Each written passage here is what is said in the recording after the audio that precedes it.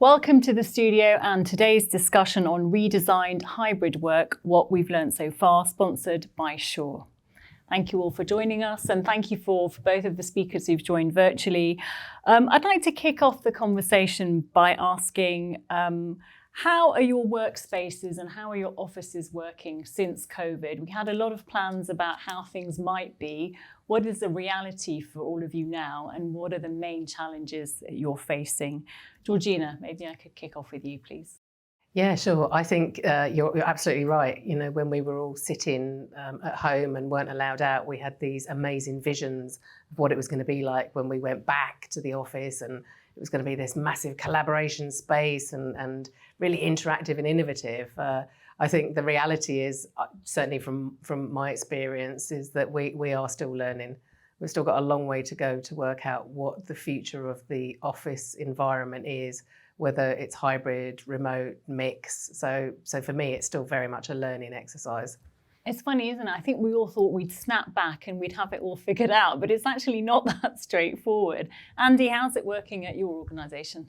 Yeah, I think similarly, we're in transition. I think we are partly back. We are deciding what to do. We've moved fully remote for our engineering staff, but we're still hybrid working for the rest, and kind of finding our way. We're, like in many companies, we're coming to the end of leases. We're deciding what to do for the next property. And we've got an ideal, and we know what that is, but I still think we're not quite there in terms of understanding how that's going to work in practice. So we're trying to do 10 years worth of kind of advancement in working practices in 18 months, sort of nationally, and that doesn't really work. But I think it's still a work in progress. Well, what are the main factors then driving this decision now that you're going to make, which has, I'm sure, quite important financial consequences on the business in terms of how you will work and what kind of space you'll have? It's what's the best working practice for our teams, and what's the real meaning of being in the office? You know, I think we all understand that the sort of slightly Victorian sort of approach of getting people to sit at a desk and scribe isn't really about what modern work is. That's not how you execute modern work.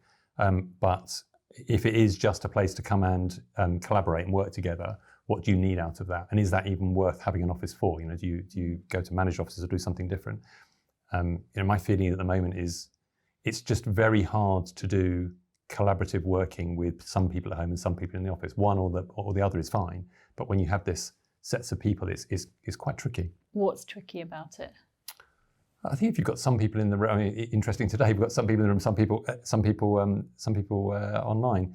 But if you're trying to have conversations, if you're trying to ideate, if you're trying to work in a slightly less formal fashion than a meeting where you're rigorously going through stuff, it's very hard to do when you can't read body language, you can't see visual cues, you can't hear people, you can't pick up on stuff. So I worry about, especially in a technical world where you're dealing with people, some people who are across a different spectrum of personalities, some people are more introverted. Are they getting their views heard? Can they speak up? Can they feel, you haven't got somebody to say, actually, someone's got a view here, let's hear them. It's really hard online to make that happen. That's interesting. Martyn, I saw you nodding there. What's it like for you at your organisation? Were you relating to what Andy was saying there? Yeah, I think that, so my organisation, I've got a team of 15, but my team's responsible for helping 32 local authorities in Scotland digitally transform. And I think from our point of view, my team are disparate. They're from top end of Scotland, like Stonehaven outside Aberdeen, down to the borders, across to the west, across the east. So we've got diversity, inclusion included in that. And I'm talking about from across the whole of Scotland, but also in terms of capability and accessibility reasons as well. But I think that we're still looking at business models through the old lens pre-COVID. And we're thinking of trying to shoehorn stuff into the new world. So to give an example, that I was asked to attend a training course in person on how to manage teams remotely, which is just ironic to say the least. Just like, boom, for 20 odd years of my career, I started when I was 2, clearly, but for 20 years of my career, I've been based from home, but I've been what I class as a digital nomad. And ideally, work is a thing you do, not necessarily a place you go. So there's a culture change that has to be required in terms of our thinking of work of now and the future, but also in terms of that culture change within the organisation, because we're still a lot of industries, not just public sector, but private sector as well, there's still departments that manage teams by presenteeism, which is a completely wrong way of doing things now in the hybrid workspace. No, couldn't agree more. Chris, let's get your thoughts on this. How's it working at Shure? Well, for us, actually, it's been relatively non-disruptive, the change. I think we were probably quite fortunate in that we had office environment which was already well equipped for remote working. But also we have quite a lot of small teams distributed around the world. So there was already a great deal of hybrid working and remote collaboration underway already. So in terms of a behaviour change, I don't think it's actually been that big a shift for most associates in the business. One of the things we have done is we have actually structured more of the policies around people who are going to have, let's say, a fixed desk in an office versus those who want to have the flexibility of really being wherever we want. So there's been some minor HR stuff, but it's really been built around working for the employees. So actually, it's been quite a good experience. And I suppose more companies are now working the way you work, so it feels probably like quite a good thing. Yeah, I mean, it does depend on the nature of the work that people are undertaking. So, for example, for customer support or customer happiness associates, they do need to be in the main in the office. Clearly, for engineers who are doing testing on physical devices and so on, they need to be in the office. But a lot of our software developers are remote. A lot of the marketing people are fully remote. So it really does depend. Just depends on the work that you're doing and where you need to be. And of course, a lot of people actually do like to be in the office because it gets away from the the small home or whatever environment where which doesn't make working from home favourable.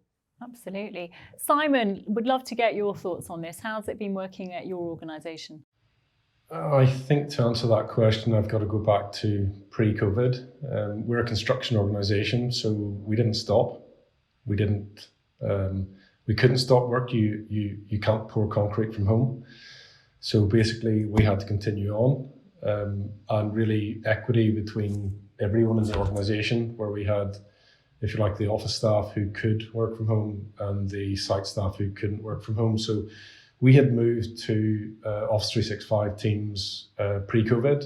So it was a pretty easy switchover for us in terms of remote working.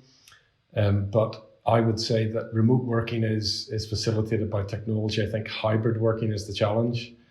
And for us, I guess we're still trying to work that out. We think that Microsoft Teams offers a lot of benefits for us, and we've actually ratified that. Whenever we were about 2-3 months into COVID, we surveyed the entire organisation. We're about 3,500 people, with maybe another 7,000 supply chain partners working with us every day. We surveyed the organisation as to what you would like, how are you finding remote working. What do you like about it? What do you not like about it? And to be honest, it's a really mixed bag of less commuting and more efficiency when you're working from home. But then also you don't get the real feeling of that kind of team working, and you also miss problems because you're only bringing problems up on a Teams meeting. So everything has to be quite structured, and generally we find that real business working and understanding your business and understanding your risks, that happens when you're working together in a collaborative environment. And I don't think we've got, really what you want is virtual working spaces where you're actually working together virtually and not just having a meeting like we're doing today and each having your own opinion. And I think we're quite a bit away from that. So I don't think anybody's got quite the right answer. In a nutshell, I would say that we've got too many Teams meetings. Your calendar fills up the entire day, and then you're left with very little time to actually do work. So we've got too many Teams meetings, and we've got a number of different strategies of how we can resolve that. We were talking about this earlier, actually, and the problem with all those meetings is that they're all scheduled for half an hour. Some of those meetings, which can be 5 minutes, are still half an hour in the calendar, and then someone will endlessly talk to fill up that half an hour, so you've lost that 25 minutes. But question to you all is, then who does hybrid work for? I can see maybe it's also sector specific, but we were talking earlier, if you're in your 20s, you want to be in the office, you need to be learning, you need to be, around your peers. You may have a very small flat if you live in a city particularly. So who does hybrid work for the best? And that's for anyone to just jump in. If I jump in first, then 12 years ago, I used to work for Telefonica O2, and I was there for a good part of my career. And we took an initiative to collapse 3 offices in Slough into one head office. And with that, we had parking on site. We had adopted a culture of huggers and hoppers for desk space. So huggers were people from operations, security, network team, which had to have a physical presence, as kind of mentioned from Simon and somebody else I can't see in the room just now from here. Again, shows you the problems with hybrid working. Can't quite see who's all in the table just now. But we had huggers who looked after, had permanent desks. Then we had hoppers, and hoppers were people who would maybe from sales teams, marketing teams, sometimes the kind of the network engineer stuff would come in. And that fostered a different kind of culture change because people were sitting beside people they didn't necessarily sit on a daily basis, which fostered new creations of conversations, but also new products and services in the back of that, and new friendships and new interworking. So it comes back to kind of the organizational design about who it fits. Because yes, younger people in their start of their careers are missing out on some of the initiatives of having that network to rely on within an organization. But also we have to look at permanent staff, because I go back to what I said earlier on about work's a thing you do, not a place you go. You can't really have nurses doing nursing from home. You can't have doctors doing surgery from, well, you possibly could soon with remote robotics and 5G, but that's way, way, way ahead of the curve just now. But it comes back to, and again, something I reiterated on an earlier roundtable, it's human by default, technology and data by design. It's understanding how your employee wants to work and where they are in the career, and then what support you then use, data and technology to then support it. 100% agree we have too many Teams meetings. There is elements of stuff put in to like focus time, but that gets invaded by other people wanting to grab you for 5-10 minutes. But fundamentally, we're at the bequest of Microsoft products, which automatically stick in an hour in your diary for a meeting, when it could actually only take 15 minutes. So we have to reclaim our time. We also have to reclaim back to bad meetings, leaving meetings if it doesn't serve a purpose, doesn't have an agenda. Otherwise, we're just wasting time. And fundamentally, again, going back to that lens of how we do work these days, we're too busy trying to get staff back into the office, but they're in the office with a 2-hour commute either way, to then sit for 8 hours on a Teams call, which you couldn't necessarily do at home. And go back to your earlier point as well about spaces. Yes, in a crisis in the COVID, we had to work from wherever, from homes. But again, a lot of our frontline staff don't have that luxury to do so. And during the winter crisis, with cost of living crisis, we need to have heated space as well for some of our most vulnerable staff as well. So again, it just comes back to cultural organization design and understanding what's going to work for the employee, as well as, how do we then deliver on operations and customers. True. And is one of the factors that expectations have now been fundamentally changed? So I think, Georgina, you were talking about hiring and the way you hire now and how that's changed since COVID. Could you tell us a bit more about that? No, the expectations most definitely have changed. I think, there's a lot of people that I've hired, and the reason why they want to be remote first is because they've built their life around that, and that has continued. So come Q3 every day, there's 3 in my management team go and do school pickup, and that's just what they do. And some of them in the morning will do school drop off. At lunchtime there's dog walking. And those people have built their life around being at home. And that wasn't acceptable really to talk about pre-COVID. I don't think I've ever said, I can't do that meeting because I have to pick up my child from school. And now it's acceptable. Totally. And a lot of people love that. Yeah, it is. It is. And that's why people don't want to come back to the office, because you can't suddenly say, oh, sorry, on Tuesday I can't pick you up from school. Or you've then got to find somebody else, and likewise with, dogs and pets. Lots of people got pets through COVID, and now they've got, they need to look after them. So I think things have changed quite considerably, and that's why people want to stay at home. And although we do still organise events, we need to give plenty of notice for people so that they can organise the things of their lives that they need to get people in to help around. So. But I mean, that doesn't mean that we don't still organise get-togethers. I like to organise at least 2 a year, and we just have a full day where people will come together and we'll talk to each other and have conversations. But I think the other really important thing is that we also still have virtual meetings where we just chat. Yeah. So during COVID, Putting time aside for it. where you just chat really important. about stuff that's going on, so that it's not meeting of, as It's a Martyn functional said, meeting. not just a functional meeting. We take the time just to talk about other stuff, including innovation and ideas and idea generation, because otherwise you do get to the end of the day and you just, I don't know, you somehow feel empty, I think. Yeah. Yeah. Andy, what about at your business? Do you feel that expectations have changed, and will that be a factor for you as you decide what next? Yeah, I think they've definitely changed. I think interestingly, there's been a positive shift, which, as Georgina says, there's been a humanising of the working environment through COVID. I think right back to the start of that, of people being comfortable seeing people with their kids and their pets and their families. I think that's a great thing, because the idea that you have to be 100% 9 to 5 and nothing else just isn't realistic anymore. And actually, people are people and they have lives. So I think that's been great to see.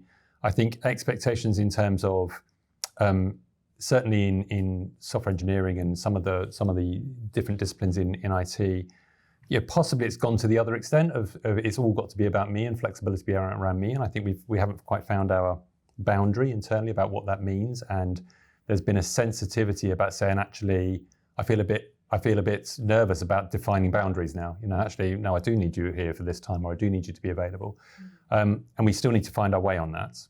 I think my overall sort of worry about the whole thing is, or observation is, we've landed in this position through the pandemic, and we no longer sort of help people by training them or advising or saying to people, this is how it should work in the new world. And it's a complex thing now, the way we work, the way we talk, the being efficient, being working and collaborating the way we want. Expecting to sort of throwing Microsoft Teams or other technology at people and saying, just get on with it, doesn't really, I think in the old world, if people are in an office, there was a misunderstanding over email, you could go and talk to someone or you can sort it out. It's far harder in this environment. We don't do anything to help people in that. We just give them these tools and expect them to get on with it. I think there's something about, I think in the future we'll have people whose job it is to coordinate and help and manage collaboration, and culture and practice a lot more than we have today. I think that's an excellent point. I mean, that's to your point, Martyn, wasn't it, about attending the in-person workshop about remote working? That has been recognised as a need. Yeah, because I think, management style has to change as well, because it goes back to kind of, I think at the very start of this conversation was about kind of medieval practices. We get people to a place to work, and that's happened with the Industrial Revolution as well. But obviously technology has come on a fair whack. So it's about, it goes back to human by default, technology and data by design. It's about what is the best working practice that hits the business objectives, but also then help support that, and the member of staff to be an individual, but also inclusion as well. So the data technology then round about it. So you've got things like sentiment, people to look at, what the sentiment of the workforce is. Things like if you look at Microsoft Teams, I know we're solutionizing onto one product, but there's things like for as I say, focus time. There's stats back about work-life balance, etc. So there has to be a fundamental shift in terms of how do we deliver business, but also being cognizant of how the individual wants to work. So they are able to go and do school pickups or take the dog for a walk as well. So that fundamentally we have changed the way we work. It's about going back to that element of, right, how do we do it, and how do we change management practices to then support that way of being? Chris? Yeah, well, I think we've discussed a lot of the problems, and those do exist, of course, but I think also there have been positive opportunities that come through this as well. If I think back to our hiring practices, I always used to say a specific office, London, Chicago, or wherever, and generally speaking, people who would apply for those roles would be within that catchment area. Since we've actually gone now to saying actually you can be hybrid or you can be fully remote, again, subject to the particular role in question. But I think that has opened up the diversity of people who are actually considering and applying, both geographically, in terms of their lifestyle. I think people are much more open now to actually say, well, what about flexible working? What about if I could just do 3 days a week because of childcare or whichever other part of their life might require that? I think that conversation has actually been enabled by the pivot that we've seen. So now I'm just trying to hire a contractor just to cover someone who's going on maternity leave, and the applications have come from all over in this case, from all over the UK. Whereas before it had been you've got to be within 20 minutes of central London. So as an employer, much greater choice as well. Yeah. So let's talk a bit about then, as we are shifting to this different way of working, what technologies are you looking for or thinking about? I think, Simon, you touched upon, working in a much more collaborative way, sort of having technologies to enable that so that actually you can all be working remotely but together. Is there anything that you have found to enable that, or what are you thinking about? Well, to be honest, it's we've tried quite a lot of stuff. We have worked with different technology suppliers to run pilots where we've had even I can't remember the actual names of the equipment, but we've had little pods where you sit down and then the video cameras will pop up whenever you sit down, and then we've got those in different offices so you kind of auto connect. But to be honest with you, we just found that Teams works so well that people just tend to carry their laptop with them. They've got their space, they open their laptop, and generally for that type of working, that's fine. We've adopted the HP Slice, which is going end of life now, but that's for us that was a bit of a game changer of adding the meeting rooms to the meetings, which we weren't pre-COVID. And I think that hybrid working, that if you don't have the people in the room that you can see and see them talking, as Martyn said today, we can't see you guys, it's quite difficult. That enables that. The people who are at home have to be in the room, or have to be at least in some way in the room. So for me, it's not down to having really fancy technology. It's kind of keep it simple, stupid. It has to work. It has to be simple. It has to plug in and just work straight away, and you're not losing 10 minutes of a meeting going through that. We've been through that process and we've got out the other end of it. But I think for me, it comes back to the initial, point that I raised earlier of Teams meetings, and it's down to business process and how you run your Teams meetings. And we have tried countless ways of actually, running Teams meetings, whether they're 15 minutes, 30 minutes, 1 hour with a 5-minute intro, 5-minute, outro for non-business type stuff. And the only thing we've actually found that works is long meetings. So we actually put Teams meetings in for 2 hours, so that if it's a 1 hour meeting, you've got an hour in your calendar after that to do the actions from that meeting or actually get some work done. Otherwise, you're straight into meeting. So we've actually adopted the approach of not going with short meetings.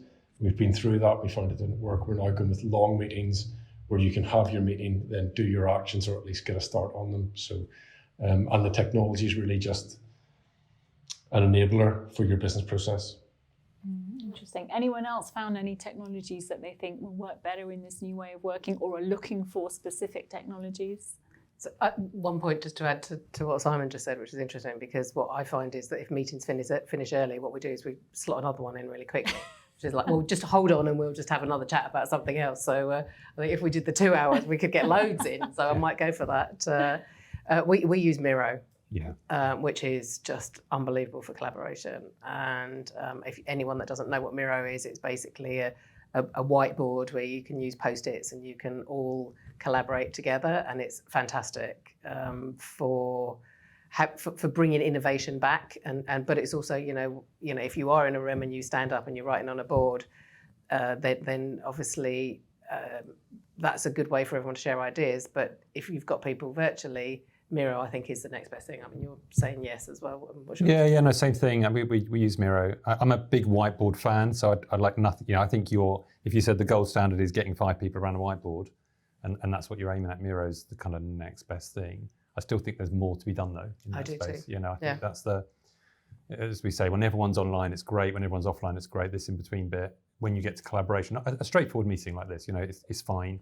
I think when you're trying to really exchange ideas and really push stuff, I think that's when it starts to run out road really. So that sort of interactive feeling, that one, and I would say the other one is, how do you replace the sort of social side of it? Because bear in mind, I think we'd all talk about remote teams and coming together a couple of times a year is great. what do you do in the in-between times? Georgina talks about, informal time online. I think there's still something missing there, about how do you create sort of an open space where people can just chat and feel like it's not just two people holding the mic, or there are multiple conversations going on. I think we haven't sort of cracked that one yet. Where I've worked before, they had, separate group chats that were open all day. So if anyone had a question or wanted to share something, that was one way of that kind of the communication over the desk type thing that you would have in the office. Yeah. But I agree, it's probably quite difficult without that. Yeah, we get a lot of the side channel humour and sort of snarky remarks, etc. happens in chat. You just need to make sure you're not using the same one as the meeting, so that you don't embarrass yourselves. I mean, for sure. Obviously, we're a well, maybe not obviously, but we're a vendor of AV technology, and we work with Microsoft. We work with other hardware vendors like Logitech, and we work with the camera manufacturers, because basically what we're trying to do is to create as seamless an environment as possible, because we know that's where what the end customers are demanding. I mean, some things are big, some things are small. So, for example, you can actually have technology where the camera will actually physically track, or even now in software using things like Huddly cams, where you will actually frame the person who is speaking within the meeting. So you don't just get sort of the tunnel effect of looking down the length of the table. So there's huge investment going in technology across the industry for things which are going to help with meeting equity. There's even silly things such as, where you can tap the mic on the table, which will also mute the soft codec as well. So you get the two things being, the team session and the physical mics will be muted at the same time, so everyone knows where they stand, and you avoid that sort of conflict of where one thing's muted and the other isn't, or vice versa, and the whole conversation gets down. So just lots and lots of small things and big things all being developed together to try and help that. And it's a combination, as you mentioned, things like Miro, etc. How do you actually have virtual collaboration where everyone's whiteboarding, which you can't do, where you need a specialist application to do that. Failing, actually all getting together in a room together. So they're useful regardless of role. Martyn, maybe. I'm going to say the stuff Miro definitely. Microsoft whiteboards is great, but I find Miro a bit more kind of adaptable. I've got a whiteboard behind me, which is my trusty friend for getting ideas down. I did try and go back to my board to get a Surface Hub, but it was going to stretch the budget too much, so they said no, because it was going to be more of a toy for me rather than a business tool. So I think, and I was laughing when you're talking about the camera that tracks you. Simon witnessed this morning in another roundtable, I had to swap cameras because I've got an amazing camera from Jabra that does that, but my fat face was taking up the whole screen, which nobody needs to see, like the imperfections of my skin. So good cameras definitely need to be looked at. The technology is coming through from AI to be able to get clearer calls, but also make things presentable. Excuse the mess behind me as well. So I think that there's a lot of collaboration tools, but it's being used in the right way. And what we have adopted in Digital Office through COVID practice was we set up almost like a check-in session on each day where staff could come and talk to each other, like that kind of water cooler conversation side. But invariably on Teams chats or Teams meetings, there's invariably a bit of humour, goes backwards and forwards between the team, just winding each other up, which is great because it's just part of the camaraderie in the team. But ideally, we also set aside one day a month where we get together, we do a workshop together, and we'll go out for lunch, or we'll go out in the afternoon for a couple of lemonades. We don't drink alcohol in this office at all. Just want to put that out. We're public sector. But we'll actually have a physical social stuff as well, just again to try and get that interactivity. Now that is sometimes challenging because we do have staff with young children. We do have staff travelling from, as I say, Stonehaven and the borders into Glasgow, Edinburgh, or we're moving to them. So we have to we have to carefully manage that from an expense point of view. But it's an essential thing to have that social aspect and get a physical at least once a month to talk to each other. We've just got really one last thought. I'd love to get all of your opinions on what would be your one tip for IT leaders who are looking to redesign effective working spaces to support hybrid teams. Georgina. Thank you for going to me first. Zero prep time. Yes. I think... oh dear, that's a really difficult one, isn't it? Thinking about the future, it is very much, I think, moving towards hubs distributed around your workforce. I mean, we've kind of done, one of the plot everybody on the map around the country. And when you have a look at it, there are some hotspots. So we can see where we would have maybe hubs that could connect to each other. So I think you avoid the travel. You're still getting a bunch of people that are close to each other together, and somehow via some amazing technology, we get them all to connect up. Now, I don't believe that there's any facilities that at the moment you can hire that do connect up like that, and it would probably have to be one organisation that was smart enough to do it, and you'd kind of need them everywhere. So I think that's what I would ask the tech manufacturers out there. Please find a way to do that, whether it's kind of pop-up hub spots or whatever, I don't know, but that's what I would like. Thank you. Andy? I think for the companies that are in transition, so that were fully office-based and now remote, I'd say try to ensure that the savings don't get completely banked. So if you're going to save £500,000 on a property lease, actually we're not going to save £500,000. We're going to save some of that, and some of it we're going to invest in equipment, events, collaboration budgets, whatever you want to call it, to ensure that we're still funding and understand there's a problem to be solved there. That an office solved some of that problem. Now there's a different way of solving that same problem using a combination of technology and social activities and all those other things. Trying to, there's a temptation in this world to sort of say, actually, it's brilliant, we don't have to spend money on property anymore. We still need to spend a lot of money on this stuff, and whether that's better quality equipment, higher quality audio visual, as Georgina said, pod-based, I don't know what that is, and I don't think any of us know what that is yet, but making sure you don't lose that budget, I would say, would be my tip. That's a great tip. Chris? Yeah, I think it would come, I would say, work around the people and see what they want and what they need. A lot of progressive employers who actually want their teams to come into the office are actually investing in creating really attractive environments with all the tools, with all the social elements, where people actually say, what, it's actually worth the commute to go in. It's worth the hassle, so because it's a good place to be. So yeah, I would say listen to the people, work around them, rather than just take a technology push approach. Great. Martyn? I think it's a couple of things. First of all, is we talk about service design for customer, in terms of the end customer that we serve, whether we're a private sector or public sector organisation, but we forget about the internal customer. So I think you have to apply, internal service design to understand the user needs to then apply the technology. So services should be the driver, technology the enabler, not the other way around. Just because you've invested in, Microsoft Teams or Zoom doesn't mean it's necessarily going to be the best investment for everybody. You're going to have to understand, is that going to tailor the business needs? And then what support, culture and skills need to back that as well. I think from IT point of view as well, to link to sustainability targets for the company. It's not just about, the building savings. There's also CO2 savings when, we've got an environmental crisis on our hands that we have to look into.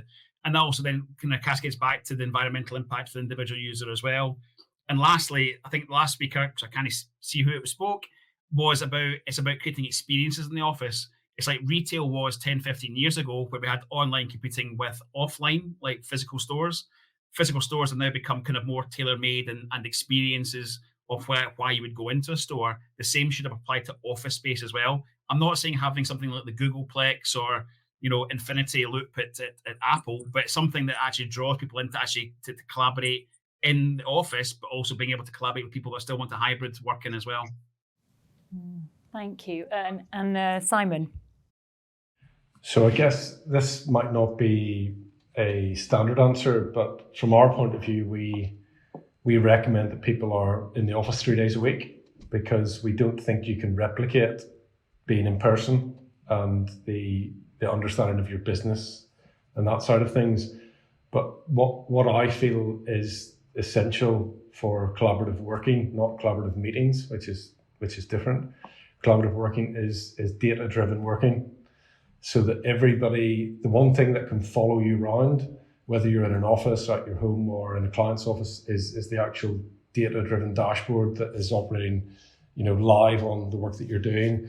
And that's an investment that we've made over the past 6 months or so, that everybody is seeing the same information that they're working on every day. So it might seem quite a dry response, but data-driven working, I think, is the thing that drives collaborative working more than anything else, combined with a number of days in the office.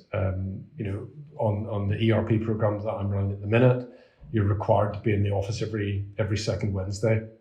And that kind of gives us a good mix of that hybrid working, getting a lot of stuff done when you're at home, and then getting it at least every 2 weeks, you get all your problems out on the table and things that you maybe haven't discussed in meetings. Very interesting. Well, so much more to talk about, but I think we've run out of time. So thank you all very much. Thank you to Martyn and Simon. Sorry you couldn't see any of us, but we can see you. So thanks so much for joining us today.